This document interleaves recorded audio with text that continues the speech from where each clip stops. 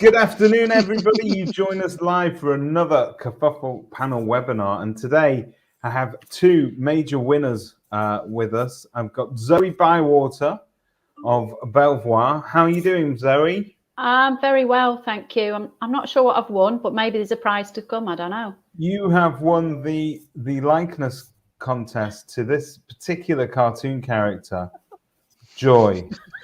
That's exactly who you look like. That is so wrong on so many levels, but never mind. The effort was there. You made the effort, David. Thanks. And Richard, obviously a massive, huge congratulations to you guys. You came to the EA Masters empty-handed. You went home with 2 awards, not 1, but 2, including the best overall. So let's start there. What's it like turning up to 1,000 people in a room and not having a clue whether or not you're going to take it, and coming home with the big award? Yeah, I've got to say, like you do these awards over the years, and you kind of get a bit cynical over time. You think, is our time ever going to come? And so yeah, to get the one in our category was a really nice touch. And then I sat down and I was sort of reveling in the moment, looking at the little plaque that we were given. And then when they called it for overall, we were obviously over the moon. And because I'd had a few glasses of wine by then, so I was socially relaxed, which took the edge off a little bit, because it is a bit daunting getting up there in front of all those people. But what's really nice about those things is that everybody's just really happy to see people celebrating success throughout the room that day. So yeah, it was really nice, and obviously the team were thrilled. Yeah, no, there was a really sort of nice vibe in the room, and it was nice to sort of see you guys in person, and it's all the better when you can go home having won an award. Zoe and I have very different sort of feelings about what awards might represent to sort of agents and so on. Mm-hmm. But to suppliers, are you throwing me under the bus there, are you, David? No, not at all, not at all. Oh, well, let's out it. We'll talk about it. Awards can be used for, not all awards are equal. There are some awards where obviously you've got customer votes that are included, and I think to me those are always the best awards, because it's the public that decide. It's your customers that decide whether or not you deserve recognition for that. There are some other award categories where you feel it's a little bit more arbitrary, and that you need to fit a certain algorithm to win it. But in this particular case, your award, Richard, is made up of industry votes and clients. So what does it mean to you as a supplier? Yeah, so I mean, I think that's the bit that that we've always really worked hard on as a team. We want to make sure that we're engaged with our customers and we're listening to what they've got to say and feedback. And I think it works both ways then, because we're responsive in how we support our customers. If we ask them, would you engage with us and give us a review and let us know what you think, they're more inclined to put themselves forward. And Zoe's been fantastic in doing that kind of thing. Equally, Zoe's reached out to me and said, look, there's areas where you're lacking and you could look to improve. And obviously we take that on the chin and crack on and make the product better, really. But yeah, it does mean, I think, all that it means that little bit more when you know that it has come from votes from people that are actually using your day to day. So it's a nice feeling. And it's such a huge, your product is such a huge part of the lettings process in particular. We're always walking a tightrope of legislation, and we need to conform, especially when it comes to compliance.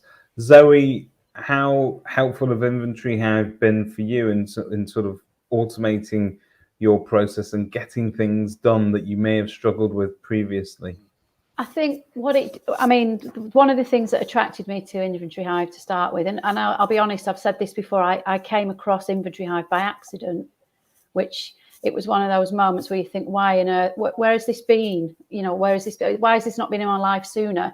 Because I just happened to miss a webinar that they were doing about pets, and I got a link, and I thought, I'll just have a look at this. And one of the things that sort of struck me straight away was the issue around the prescribed information for compliance and how there was a clear audit trail. Because it's one of the things that as agents, we're always trying to look at ways we can do this whilst making sure that we're doing everything right and ticking the right boxes. And that was the first thing that sort of attracted me to using the platform. The team have used various different types of platforms, but by far this one, and I always go on what my team say because they're the important ones, because they're using the product more than I do. Yeah. I found it really easy to pick up. It is so user friendly, and just actually when you're practically using it out on the ground, they didn't have any problems with it. It never struggles. It never sort of kicks off because they don't have to be on Wi-Fi when they're using it and things like that. And they're both very, very happy with it. So, yeah, Fantastic. which makes me happy too, Zoe. Believe me, it does. And in terms of that, listen, inventory, if we were to talk about inventory software or reporting software for inspections, I don't want to say they're all the same because they have all got different functionality, but they all serve the same purpose, and that is to properly document the state of a property at various different times. But yours goes a little bit further than that, and the way that you've integrated it into your business, that helps you with compliance. We spoke off camera earlier about the fact that getting a tenant to sign an inventory had always been a difficult part of the process, but this somehow has managed to jump over that slightly. Yeah, I mean, bar nailing them to the floor in the office, which is not what you want to do. And obviously we're coming out of this COVID madness, during that time when you were still doing inventories and stuff, it was getting them to sign. And if you look at any of the sort of deposit protection service or the tenancy deposit service, their rules say ideally they want you to get a tenant to sign. And, if you go to an adjudication when they haven't signed, you're always on the back foot. So having that, and the way that the product works is they get like a pre-notification with prescribed information and they sign that. And if they then don't subsequently sign the inventory after getting it, it's almost like that's the default setting. So you've already got that evidence that you require going forwards. So that for me, there are other products out there that maybe do different things, but for me, it's a trade-off, and I much prefer to be able to sleep at night knowing that my compliance is in order, rather than having bells and whistles and fancy templates that I'm sure, will come with time. So that's why I'm pleased to still be working with Richard and his team, who've been awesome. Yeah, thanks, Zoe. And equally, some of the things, like I said before, that we're looking to introduce on the roadmap. We've got on Sunday, we've got our virtual tours app coming out, which is on iOS and Android. But then it's custom reports for us, and that's something that we're going to do a sprint on with the devs. So, where we can introduce report types where our users can customize those, and because there's all sorts of compliance these days, as you said, David. Like depending on the type of properties that you're managing, whether it's a building or a residential property, it's things like fire door inspections. There's all manner of things these days, and obviously we want to give that sort of customizable element to the platform. So that's something we're underway with at the moment. Meeting up with all the devs tomorrow, which is nice really, because they're usually bless them in darkened rooms with the curtains drawn. The happiest. But the happiest in darkened rooms, I think. I don't think they like the light. Can I just say, sorry, David, can I just say on the custom reports, though, irrespective of that, one of the things that we do as an agency, we do the Legionnaires risk assessments. Mm-hmm. And, George and Mitch and Richard have been really, really helpful. Okay, the custom reports aren't there, but they've provided us with a workaround that means we can still do that. And for us, it's an additional income stream, because we do charge our clients to do the Legionnaires risk assessments. Yeah. So, it's not, you get some suppliers where you have an issue and they will just say, so what? Whereas these guys have bent over backwards to help us with that. And one other thing I want to say, I know you've touched on it, Richard, about your 360-degree tours.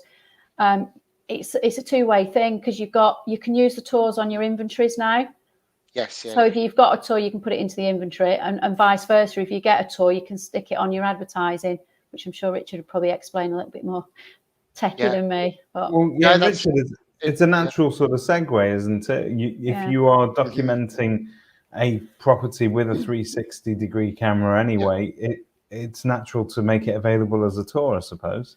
Yeah, this is it. And I think the way that tech's going, I think, a lot of agents, perhaps particularly in the lettings in the lettings arena, have often shunned them in favour of doing a quick video walk around. but actually, that, you know, these cameras, like, they retail at like £270 for like an entry level camera manufactured by like Ricoh. So they're not expensive to buy those cameras. And actually, they're great for showing like the location of a smoke alarm, light fittings working, the decor, what was in a room. You know, obviously the written word is always the most powerful thing for, you know, for describing something to, you know, to avoid a dispute, and standard photos. And we say, look, it's about having a combination of those things and working, you know, working smart really. But if you had a tenant that went into a property tomorrow and they'd had an inventory with a 360 in each room, when that tenant moves out in 6 months or 12 months, if you want to say, well, actually, I'd like a virtual tour, you can flip those images into a tour and you don't have to go back. And I just think, you know, that tech is becoming more, you know, I think tenants are starting to expect that kind of thing. But I think a lot of agents, because the properties aren't necessarily on the market for long, they sometimes go with that quick video. But I think actually the editing of those videos sometimes takes longer than it would to do a quick tour. And actually, sometimes, you know, I've had you know, walkarounds of property shot on a video with like heavy breathing in the background. It's not always what you want, is It it? depends what you're into, I suppose. Yeah, true, yeah, Sorry. absolutely. No, you're absolutely right. I think the property tours for rented properties are few and far between. If you were to look at sort of the agents advertising them out there, not a lot of them are going to that trouble. And I think the reason for that has always been that it has been, even pre-COVID, it was a very fast-paced market, the letting space. But I think that if COVID's taught us anything, is that we can add value in those areas. I think the landlords probably appreciate it more. And Zoe, if you've got a landlord that perhaps is renting with you today but wants to sell it in 12 months' time, you've got pre-tenancy sort of tours lined up. Yeah, I think the thing with me and tech is I always try and I'm always wanting to get things that streamline the process, and it doesn't mean I'm cutting corners. And one of the things that obviously, you know, the Inventory Hive software and the tours do is, for me, it saves time. And we save time massively now. And I have a lot of debate and argument about virtual tours and why you should use them for rentals. We pre-qualify all our leads now, and they get a virtual tour. And we only actually go to a property to do a viewing if they commit. So we're not spending hours at a time at a property, waiting for 5, 6, 7, 8 different people. We literally show one person, one property, bang, it's let. You know, London market's probably very, very different. But having that option, that virtual tour, allows us to do that, which saves it. You know, you can spend your time prospecting or doing whatever else you want to do, you know, to generate business then. I think as well, what's nice about that, Zoe, the way you do it, it's so much fairer for the tenant, because it's such an emotional roller coaster having to source and find a property, whether you're buying or whether you're renting. And actually, if you know you're being pitted in there with 3 or 4 or 5 other tenants, and then sometimes it's like whichever one you like the look of the most on the application, it always feels a little bit unfair. So I think your process is much better. And you know, for those tenants, they come away having a much more positive experience with you, and they're more likely to come back and use you then, because they know that you've had a little bit of forethought before you've gone through that vetting process. And I think sometimes that's overlooked, isn't it? You know, how it makes, you know, essentially your customer's customer in this case, how it makes them feel. You know, but because those are the ones that are essentially paying the management fee, aren't they? The tenants paying their rent. You know, that's where it comes from. Do you think, I mean, very often the tenants have always been an overlooked part of the process, that we're not there to satisfy the tenant, we're always there to satisfy either the landlord or the seller. But when you present a tenant with an inventory report that's been professionally done, I guess it makes them feel that they should be taking better care of the property, because you're not the sort of agent that cuts corners in the first place. And you're actually getting it done properly. Do you think that message comes across? Do you know what I think, especially with the Inventory Hive software, is that, and they say, sorry for swearing, but it's not some back of a fag packet inventory with a few crappy photos. It's a very interactive tool. Sorry, David. And obviously having the virtual tour, it's that. I mean, I used to spend ages when I used to do inventories taking what I call an overview of that room, whereas now you've got it already. And tenants, and they realise, because you're going into so much detail, they're not going to have a leg to stand on at the end of the tenancy if there's an issue, because it's there documented fully. and they appreciate that, and then and they respect the property more. Yeah, and like you say, it's that bit about engaging them at the beginning, really, and that's where Inventory Hive was born. I rented a property several years ago. My wife, we had a bad experience. We thought there's got to be a better way, and then yes, lo and behold, there were other apps that led to like a PDF, but none that really allowed for you to engage. And obviously, what we do is, as you said at the start there, Zoe, text message, and they confirm receipt of the report before they move in, which in turn also gets their express authority to receive those pre-arrival things electronically. And then, of course, when they move in, if there is a problem and they say there's a stain on the carpet, they have to take a photo. Of course, that means that they're not going to get, if you pardon the pun, stung at the end of it because someone says, oh, it wasn't like that when you moved in, and you don't have any of that tit for tat, because a lot of the times tenants don't bother looking at the inventory until they've moved out, and that's often because it's not given to them in a convenient way, i.e. it's either been printed off, heaven forbid, or it's been emailed, and then they've got to play email tennis, and then it just becomes fragmented then, doesn't it? And it's just, in some ways, it's simple concept, isn't it? But it's I think that's the key part of it, really, isn't it? Well, Richard, I've seen you've been quoted, and I know these are the sort of throwaway comments that people can make, but I'm sure it's not just platitudes with you. But you've gone on record as saying that, at its core, this property business, and particularly tenants, is a people business. It's all about that communication process. So you've touched on it very briefly, but just take us through how Inventory Hive has sort of grown over the years to get to where it is today, and possibly what can we expect to see in the future? Yeah, absolutely. So, in terms of where we started, we were very much wanted to be, an open platform for anybody that wanted to create a report, whether it be an individual landlord with one property, right through to, in our case, we have universities on board and, build to rent providers. So it's about having that, that accessible platform where, little things like, of course, it's not necessarily viable for us to train an individual landlord via personal screen share. Whereas it is viable for us to do that with a letting agent. So we overcome that by, doing live stream sessions like the one we're doing now, and having, a handful of landlords on all at the same time. And that's one, we never dilute the service, whether you've got one property or you've got 1,000, everybody gets the same level of support.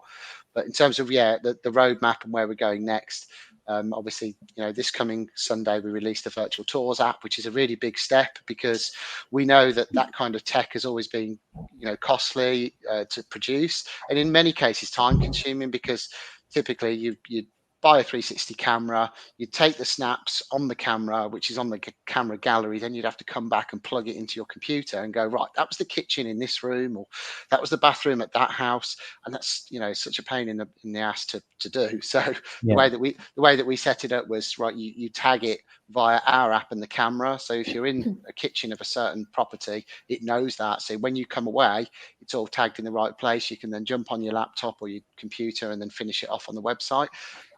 So that's a big thing for us. And then, as we said before, the customizable reports. And then we've got some really exciting stuff for next year, but I can't tell you that at the moment because I'd have to kill you. And if we've got competitors on. Oh, he's keeping us waiting. I didn't know you had any competitors. I would No, we imagine haven't. No, the inventory space is very, it's very sparse. Yeah, it is. Yeah, no, absolutely. Yeah, that's what, and you're right there. It is a competitive, game that we're in. So we really do have to do things that kind of set us apart. And then that's why it's a mix of sort of listening and responding to customers, but always having a few tricks up our sleeve is how we've always approached it. So. And Rich, you mentioned there that obviously you would treat, every landlord, no matter how big the portfolio, the same. I'm presuming the agents that you work with, is there a big difference between, say, a corporate entity which has many branches, or dealing with somebody who's a franchisee, or smaller independents? Do you have a sweet spot? Yeah, I think for us, it's catch-22, isn't it? We've always said it's nice to have lots of independents and franchisees because the safety in numbers, isn't there? It's generally quite, we have a really low churn. Generally, we get customers in and they don't, we don't lose many very often. Obviously, every business loses customers from time to time, and you always have to sort of sharpen your pencil with that. But yeah, I think independents right through to larger groups, really, they're just different by their nature. I mean, obviously, I say it's nice to have lots of little ones, but also, of course, it's great to have lots of big ones as well, isn't it? But because it's the same principle, really. But often the bigger clients, that they like to come in and be heavily integrated with the platforms that they're using. But equally, I think that's the industry is really waking up to that now. With the likes of Repeat, with Marketplace, and having the ability for you to tap into that. I think that's where prop tech has really changed in the last couple of years. Agents kind of understand that. And to shout out like the depository as an example, that those guys are really forward thinking in that actually integrations aren't just about pulling through property data. They're about looking at what actually takes up a lot of time. And obviously end of tenancy processes like the depository is a big thing. And obviously those guys really saw that and brought something really innovative. So obviously for us, integrating with things like the depository and Fixflow and all these other platforms is really, really important. Zoe, do you remember the days where we used to do everything on a spreadsheet? Well, I didn't. It was a Word document for me and no photos. So yeah, I've been around long enough to know that. But so we've moved on. But the landscape for letting agents who are doing it properly has changed so much over the past 10 years. You'd be forgiven for sort of saying it's a bit of a hostile space sometimes, because it feels like we're on ever changing ground. Just when you've got to grips with one piece of legislation, they introduce something else. I'm presuming that this kind of tech helps you feel a little bit more in control of what you can control in that process. Yeah, I mean, it's like, Richard's just touched on the depository, but the integration between the TDS, Inventory Hive, and the depository is fantastic. And 3 companies working together like that, for me, is amazing, because it used to be a bit dog eat dog, and now it seems everyone wants to work together for the same goal. And it's really, for anyone that's with TDS, they should be looking at the depository and Inventory Hive, because it's going to streamline their business no end. And this end of tenancy is probably, if you speak to anyone in lettings, is the most uncomfortable and worst part of the job.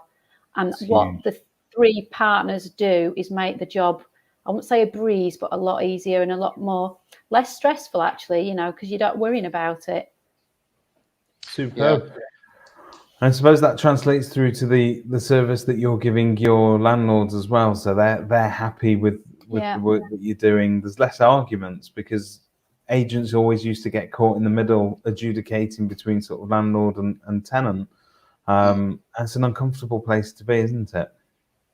Yeah, I think it's the emotional piece as well, isn't it? Obviously, end of tenancy can be an emotional time for tenants in particular and landlords, and that's one thing that the depository does really well.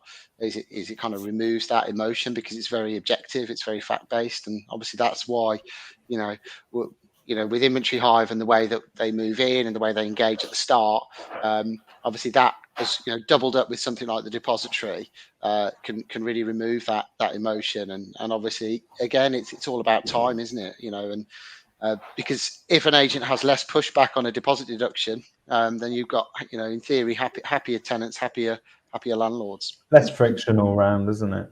Yeah. You're getting some love here in the comments. So Jen, who I'm presuming is sat on the other side of the office to you, Zoe. She's an honorary Viking, looking at that picture. It's a great picture. Oh yeah, I've just spotted that. Yeah. We haven't just got an honorary Viking, we've got an actual real life Viking writing in.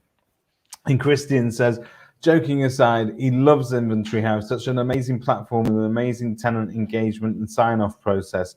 Our integration, extracting dilapidations, remove the need for property managers to ever read a checkout report again, whilst providing tenants with a detailed evidence deduction proposals. Win-win-win. You can't get better than that, can you? Endorsed by suppliers and agents alike. Massive congratulations to Inventory Hive once again. Can I just say a little? Yeah, just say that, mega fan. I just want to say as well, the guys at Inventory Hive, have been amazing with us because I am, you know me, David, I'm a little bit picky and very particular. And they've been I've heard really it said before. You know, some supplies like I'm not going to the end of that now, am I? Some supplies will not budge and will not be flexible and will not help you. We have little problems, and you know, even if they haven't got the time to make a phone call, you get what is amazing. You get a little video from them with like an explanation, and I just think it's Nice. it's really good, and you know, just keep up the good work. It's I'm really happy as an agent, and you know, anyone watching should get a demo. Yeah, thank you. I really appreciate that, Zoe. Yeah, it means the world.